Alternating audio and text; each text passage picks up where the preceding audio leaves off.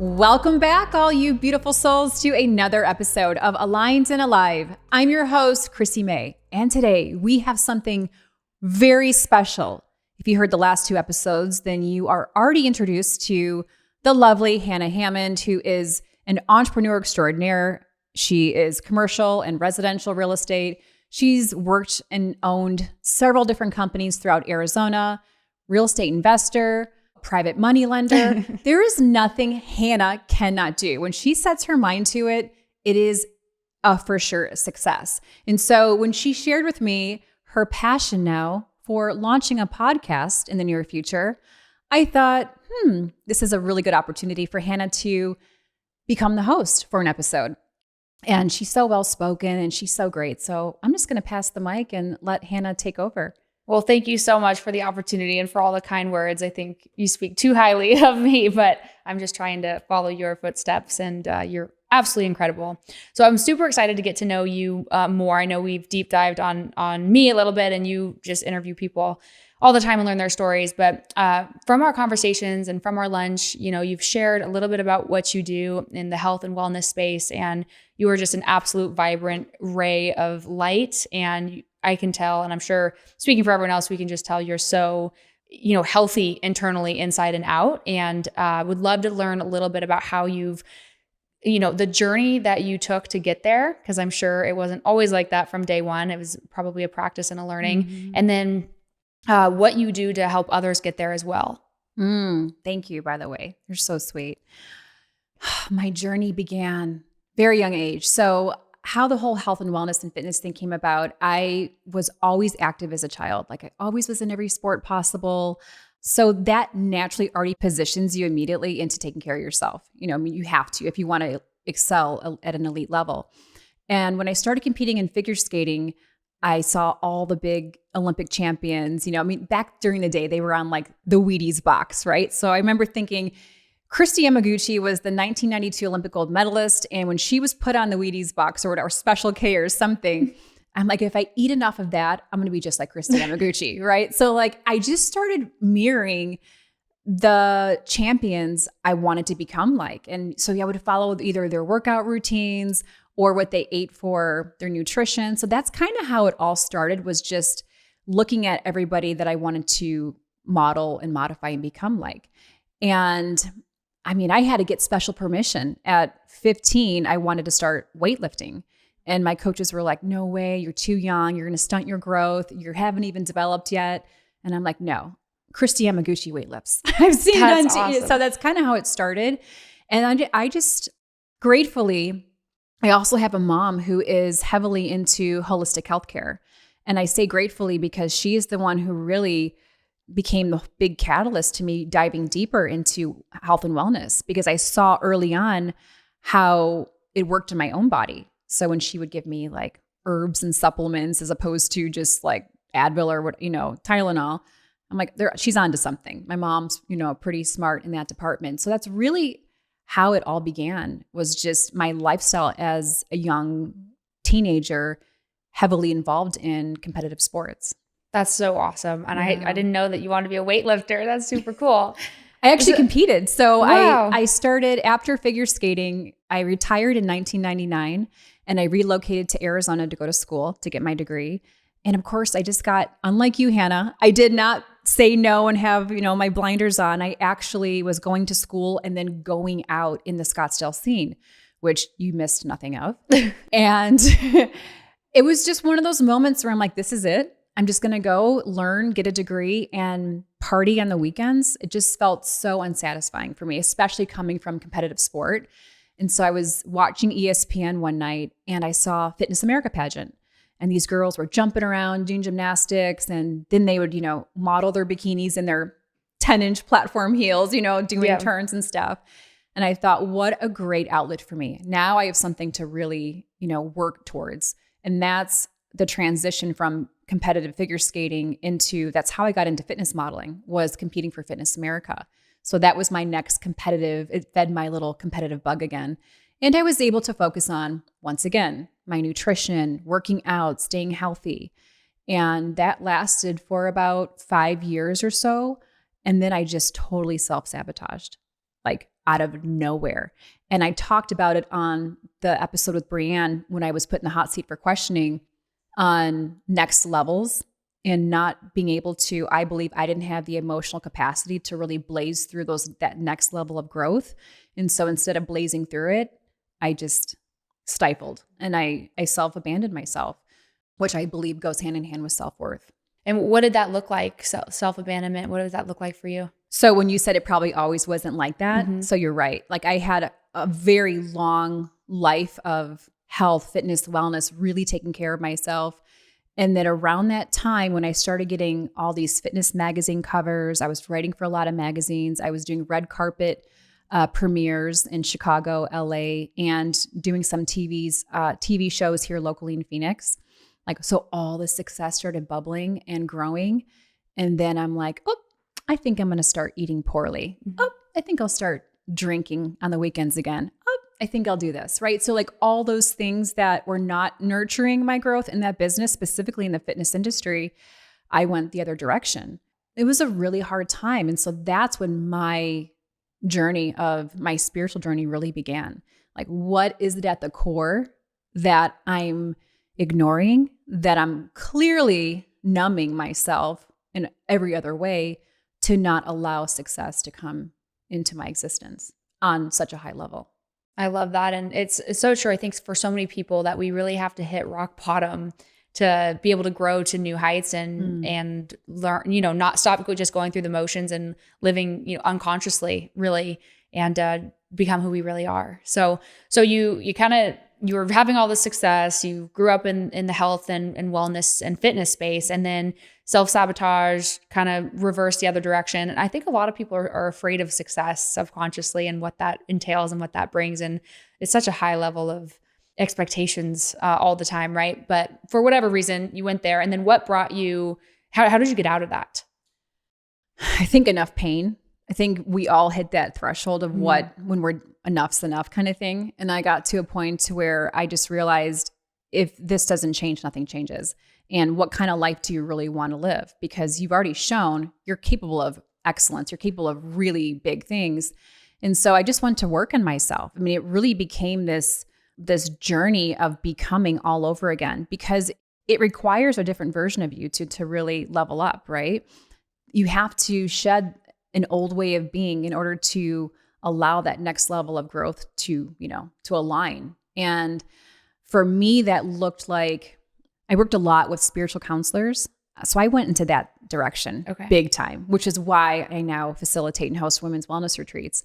So I got involved in every part of spiritual modalities and healing you could imagine. Before breathwork was really big, before it was popular, I was doing breathwork. I was doing meditations. I was doing any form of emotional regulation I could figure out on how to heal myself from the inside out. So I was really committed to the inner work at such a young age. And then it was just by navigating life in general. Like you mentioned in one of our episodes, I believe it was episode 105, the first one that we did together, about choosing partners and the importance of that. This is something I learned later in my years. Had I learned that at your young age, I would have saved myself a whole lot of pain and suffering. But it's something that also goes hand in hand with self-love and self-worth and what we think we are worthy of. I know what I'm worthy of, right? So that my standard is completely different than my standard that was 5-10 years ago. And so really it's just this journey that I've been on of rediscovering myself. And I've learned so much about myself and every part of me and what triggers me and what areas I've self-abandoned and why. Like it's truly been a journey with it. And one that I finally can say with full, it's freedom. There's nothing better in the world than just to have this freedom in the way I view life, the willingness to walk away from anything that isn't serving me with conviction and clarity now, which I never had before.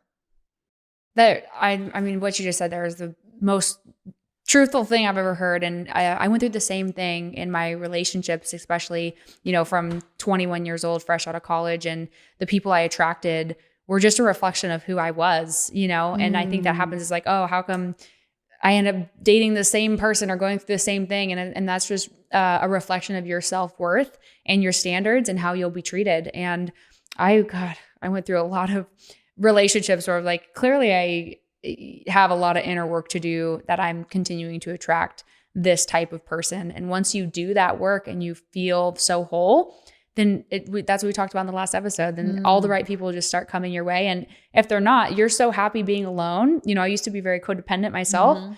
And it's so nice to have the freedom to just know who you are and to be okay with your own company. And then, when the right person or people or business or opportunity comes your way, it just fits and it feels so right. And you have the standard to do it. It's so true. And you start embodying this whole practice as just, it's who you are now. Like you don't have to push anything anymore. It just, you've become it now. And I think that's the biggest part of it. Before, when I was early on in my years of, my spiritual practices, I would just go and do it.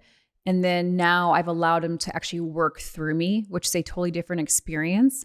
And I think just having a level of curiosity constantly, like I want to learn more. I want to do more. I want to be around people who elevate me and make me grow. I mean, truly, like it's required that to be in their circle, I need to show up at a way different capacity. And before, I was typically the one in circles that was the most accelerated. And I've realized as I've gotten older, it's getting super uncomfortable going after the very thing you're avoiding, because that's what you need to do, is go after that. The very thing you're avoiding is where the answer lies. And I learned that. And that's just constantly what I'm doing now. So it's just it's just different. It's a different way of navigating life. But by doing so, like I think I said this on a previous episode, my life has shifted more in the past 3 months than it has in the last 10 years.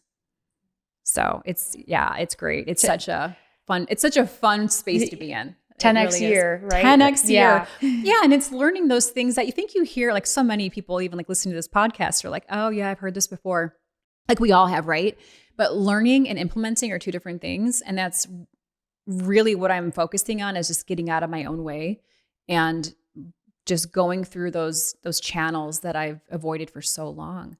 Yeah. And what you end up with is a whole different experience of life all around, personally and professionally. So true. Yeah. And so for people who are new, like myself, to the realm of spirituality and all of those things, what would you say is the first step that they could take, or what direction to go in to start? Is it a book? Is it reaching out to a specific type of coach or counselor? Like you mentioned, I didn't know there was spiritual coaches, So what does that look like? What would you recommend to start diving more into that? Great question. So I love this because now I can help people speed it up. Yeah. Mine took 20 years, so this one doesn't have to take as long. When I first came here, when I first arrived from Illinois, I started working with a spiritual counselor. I didn't realize they existed either, but I love, because I've always been fascinated, and I grew up in a Christian family. I mean, I was raised in private schools my entire life. I went to Sunday school. My mom was a Sunday school teacher. So we were heavily in, the Catholic school system. And then my mom saw us like falling asleep in the pews, and she's like, I need to bring my kids somewhere else. So we went into the non-denominational church, which is just fun and worship and all this, praising. And so I got heavily involved in the church in that direction. And the reason I'm bringing this up is because I still wanted someone who had a belief in God that I'd work with, and not just this like guru that believed in the cosmos of, what I'm getting at. Like it was important for me to have somebody who recognized God and recognized, like, I believe in angels. I believe in all of that. So she did. Her name was Helena, and she became my first spiritual counselor / intuitive. She was highly intuitive. And I just felt this deep connection of guidance. That's the best way I can describe it. Because she was so far beyond, like, she was 40 years older than me. And she was able to pour into me so much wisdom and guidance that I needed on how to navigate this world, if you will. Like, for instance, this reality, this 3-dimensional reality that we see, and view it with a different lens, and not just your standardized counseling sessions, which just, a lot of it's jargon, in my opinion. A lot of just like standardized counseling.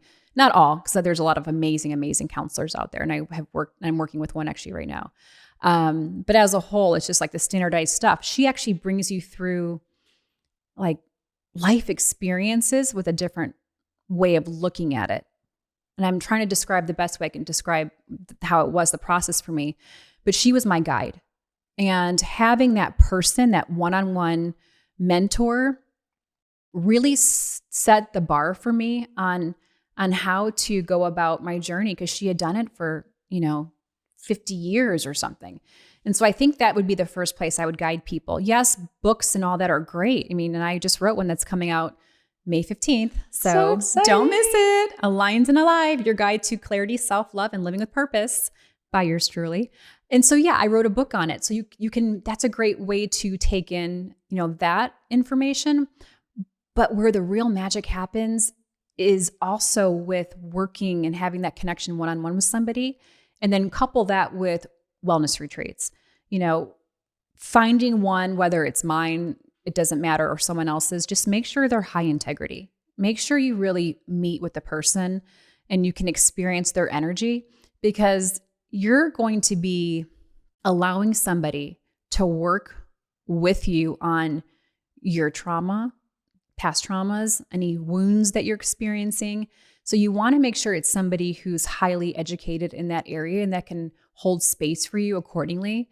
As in any industry, there are a lot of people that are non-integrous and are only in it for the money, and they're not in it for a level of service that they can provide. So those would be 3 things I would focus on. Yes, great literature is always a great place to start, but getting connected, because so much of spirituality is just that. It's working with energy. And by having that opportunity to work with someone one-on-one, you can move through a lot of things on a physical level, specifically. That's awesome. And the power of coaching is absolutely unreal. Yeah. As you just were going to say, just as you have like a mindset coach, or you're now working with an energetic coach. Is that what he? Yeah. Energetic coach, which he's technically, I was referred to him as a business coach, but a few weeks in, I'm like, you haven't mentioned anything about business. He's like, well, yeah, because business is from the inside out. Yes. Yeah. That's exactly it. So that's the foundation for everything. As we talked about prior, it's all within. Like everything stems from within. How you're going to show up with more confidence, and in your personal life and in business. How does that start? It starts from within. And I don't think people really let that sit long enough to really take that in and feel that. Everybody wants a quick fix. Everybody wants to avoid the discomfort of having to do the inner work, the tough work. But once you go through that process, you're untouchable. You really are. I mean, life becomes your own true playground to where nobody can stop you, because you're so solid in the inside. Like that's what it is. I mean, it's all internal. And once you master that, lights out. Lights out, boys. Lights out. Like it really is. Like it's, and you feel it when you're around women and men who embody that. Mm-hmm. Like I felt it around a few of my friends recently, where I was just, you can feel the shift in their energy.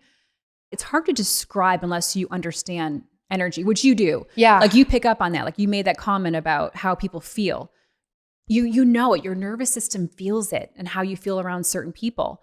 And so if there's one thing people could do to become a magnet for the life they really desire, it's to go all in on themselves and really do that inner work. And your life will shift overnight almost. I mean, you start opening up to possibilities and opportunities like you never even dreamed of. Yeah, it's absolutely amazing. Nothing, there's nothing like it. And it's so hard to explain. It's so hard to understand until you're like, oh, this is what this is. But to go down that journey and to just start, hire a coach and go down the path of surrounding yourself with people that can help you find that, learn about it, and hopefully feel it and live with integrity and that space. It's life-changing. And it breaks my heart to know that there's going to be people, and a lot of them, who go through life not knowing what that feels like and being connected on that level.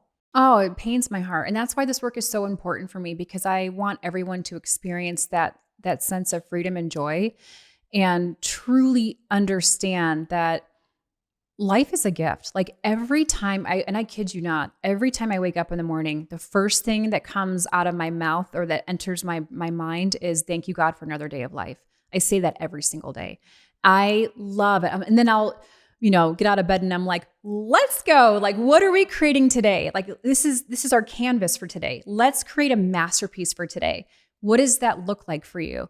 And knowing, because we are so blessed. And if you're in a situation right now where things aren't going your way, know that you can shift that. You really can. I believe that, just as you did, how you shared that you believe everybody can. I believe that same thing. You've proven that from your childhood to what you've been able to create right now. Like, you're the perfect example. And I'm an example of that too, because I know, anybody who's known me at all at a younger Chrissy, my early 20s or whatever, I'm completely different. I'm not even the same person. I'm the same personality in many aspects, right? But I've been able to release a lot of that which was holding me back. And that doesn't happen by, pressing a button and there you go. You have to be intentional about what you want to accomplish in life. And that comes down to, who you are on the inside. It comes down to who you decide to allow in your space, as we've mentioned. What kind of people do you want to put yourself around? What do you allow your eyes to see? Are you watching garbage on TV? What you allow your ears to hear? What are you listening to day in, day out? I'm so hyper intentional. I do not allow garbage in my ear. And that's how a lot of my growth happened, becoming so hyper intentional on that. That's so true. We subconsciously, all of that drives us every single day. And it goes into our thoughts and our dreams and our actions and everything. So I'm the same way, being so hyper intentional about who I'm around and what goes into any of my senses. And also such a different person. I know now on the last episode, I'm like, you can do it. Anything is possible and life is amazing. And, old Hannah was like, my first essay I wrote and submitted in my class was called The Mediocrity of the American Dream. And my teacher was like, do you need help? I'm like, probably. But it's crazy, such a shift night and day of how you can change and evolve as a person. It really is. And it's available to everybody. It is. So get connected, get in a group, and not just a group of like-minded, we hear that all the time, but truly like-hearted. Like, who are they at the core? Their character, integrity, all these things we talk about that are these traits that are so important. So where did entrepreneurship come in? Because you were competing and doing this and that. So when were you born just naturally entrepreneurial, or was there a shift that made you get into the space of starting your own wellness center and starting to do retreats? I think a little bit of both, because I had jobs when I was younger. I had to almost get special approval because I wanted to start work so early. I wanted to work at 15. There was a hair salon down the street from my house growing up, and I wanted to be like the receptionist and shampoo their hair because I knew the girls got tips so well. Like, and I did. And so I entered obviously as that. Entrepreneurial has always been in me because I've always been creative, and I always have had a sense of the possibility of anything is possible, to the point where I would be made fun of, like, oh, look at Chrissy, she's dreaming big again.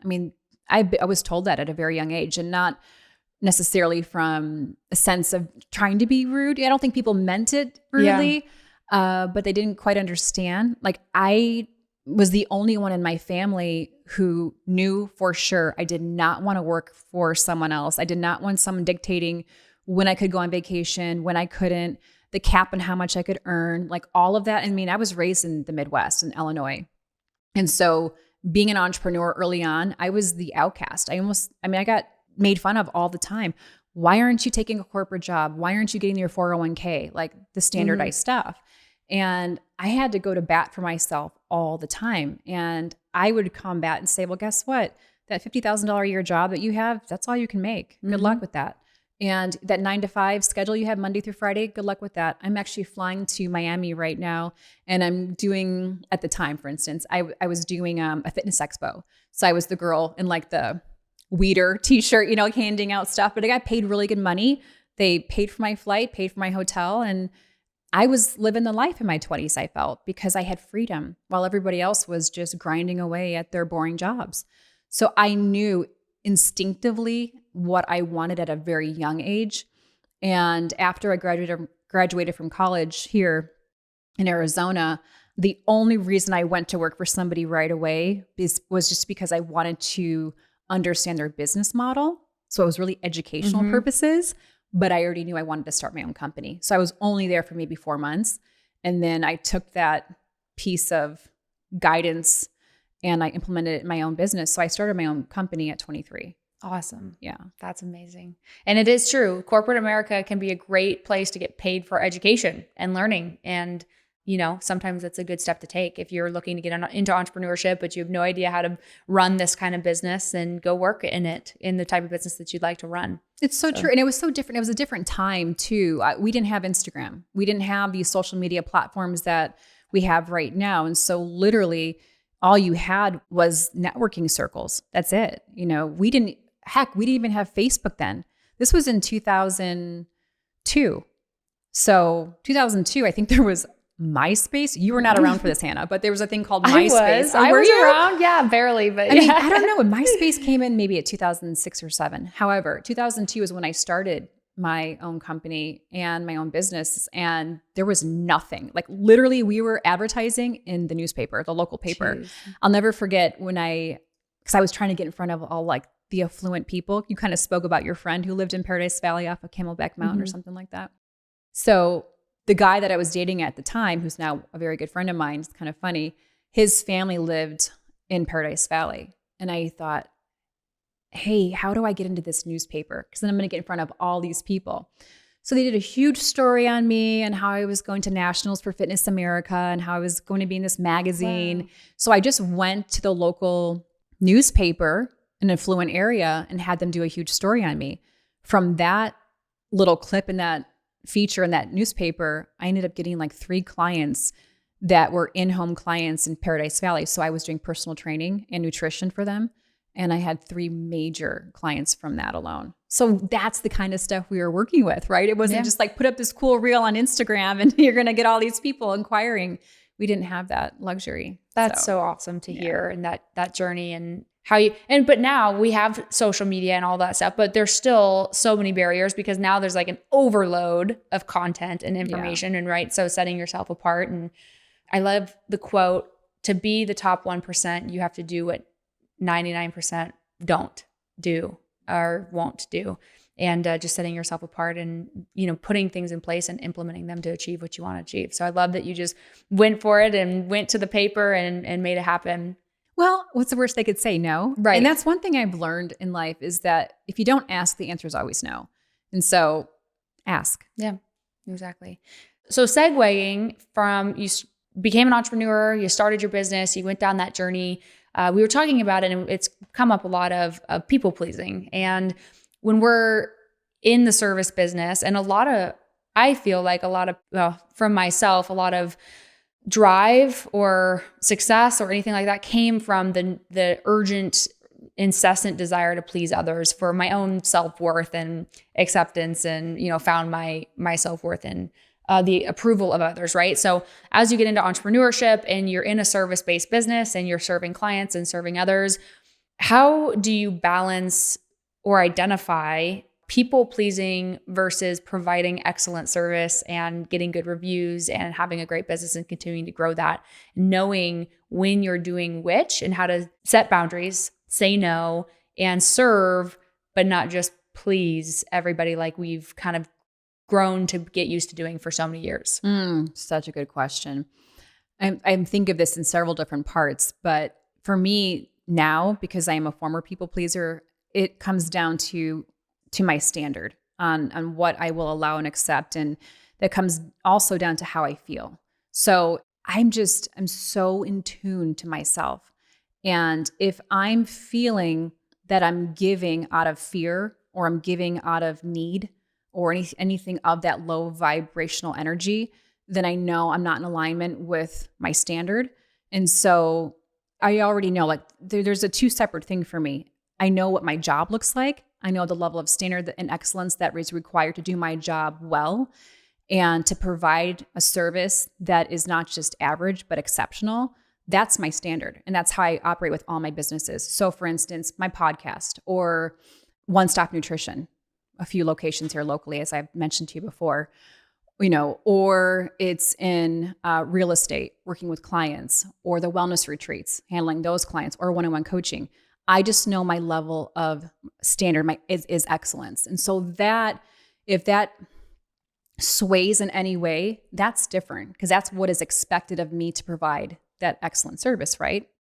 If somebody blows up my phone and starts getting demanding on me responding immediately, that's not okay because the former me probably would give up everything to make sure that was handled.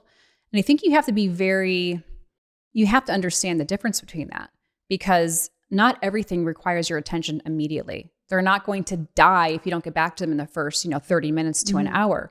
You have to define what does that look like in your level of standard in business. And at least for me, that's how I look at it now. And if I'm being pulled in 10 different directions because of just I know I'm not in alignment with what my standard is. And now it defaults to people pleasing because now I just want to make sure everyone's okay. They're okay. But it's sacrificing my own alignment and my own energetic, like where I'm at. So that hopefully I explained that okay, but it's just for me now, it comes down to how I feel and what my level of standard is. I mean, that's really where I operate from now because you still have to show up and do great service. That's required if you want to operate a really, really great business, but you don't constantly need to shuffle around and make sure everyone's smiling and happy because that's their job. You've already done your job. Once you've delivered your job, you don't need to keep going and getting reassurance. You know you've done your job well. And then the whole review thing, if you've done your job well, it's just an extension of that. You should have those systems and strategies in place to ask for that review from that customer or client. Love it. So I think last question to wrap up here, we talk a lot about, having purpose and self-love and clarity in your life and everything that you do. So what is some advice that you can give to everybody watching and to myself on how you can figure that out? How do you find what your purpose is and how do you find self-love and practice self-love and have clarity in everything that you do personally and professionally and relationally? Where do you start? Yeah. I think you start with stillness, at least in my experience. Sitting in stillness provides you so much value that is underrated. And very few people can actually do that because we are taught to, live such busy / productive lives, and you aren't a success unless you do so. And what I've found is when I've quieted my mind, when I've actually sat in stillness, I'll know that direction and where I need to go in all areas of my life, everywhere. So I need to know where I need to fill my cup to deepen my self-love.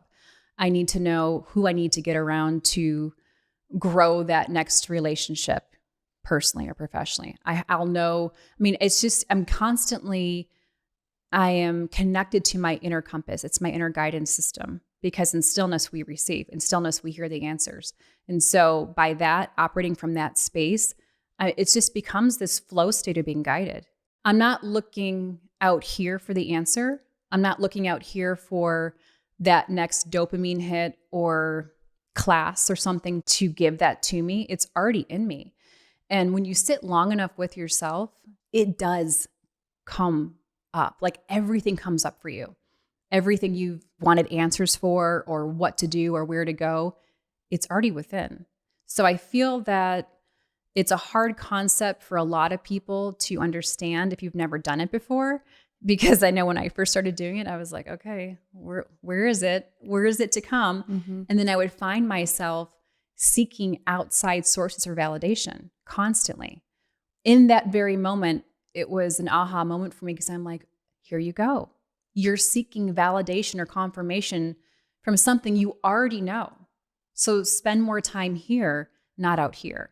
So I would have to say for everything, the core foundation for all of this, in my opinion, is being able to be comfortable and sitting in stillness and knowing that you know what's best for you. You're the only one that knows what's best for you. It's not outside of us. It's always within us. And if you carry the belief system of believing in a higher power, I believe in God. So I believe God is within us. And it's tapping into that infinite source of wisdom and abundance that provides all. It provides everything. All of that speaks to me personally so much. And I'm on that journey right now and newer to the meditation practice and the breath work and the spirituality and sitting in stillness and making time for that, right? Because I used to have the mentality that I don't have time to do this, but I interviewed with a good friend of mine, Jamil, who has a very large company. And I asked him at lunch, I was like, what was the catalyst for you on your journey from, being bankrupt in after 2008 to now having a multi-$100 million company? And he said it was that journey and going within and prioritizing every single day, sitting in stillness and meditating and seeking the answers inside, just everything you just said. And so it is beautiful to see the transformation I feel it in myself. It's like being a caterpillar and turning into a butterfly, and nobody understands it. It doesn't make any sense. It's not pretty, the transition, but who you become afterwards, you're still there. The caterpillar still became the butterfly, but it's unrecognizable and it's so beautiful. So thank you so much for your time today and for sharing so many good, amazingness on everything. Thank you. And you're a natural. Oh, thank you. Hannah's podcast is just, I cannot wait for the release of this. Oh my goodness. Thank you so much. And I love that, just the picture, the vision of the butterfly, because for a long time, that's exactly how I felt. And it's so messy and it's painful and it's all the things. But when you can just keep continuing to show up and work through that, it's a whole new world awaits for you on the other side of it. So love it. Thank you. Well, thank you so much.